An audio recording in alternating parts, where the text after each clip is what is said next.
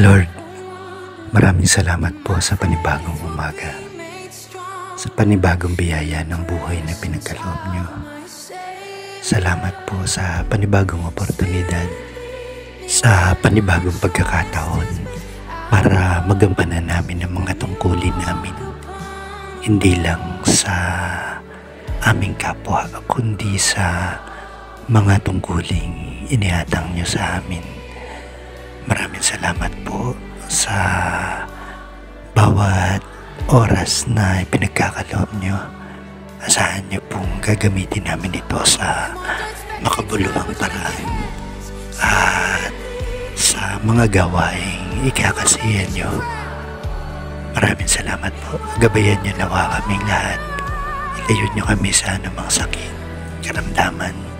Bigyan nyo kami ng lakas para magpatuloy sa buhay.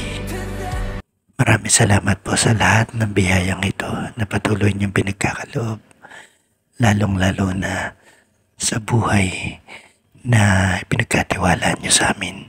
Maraming salamat po. Amen.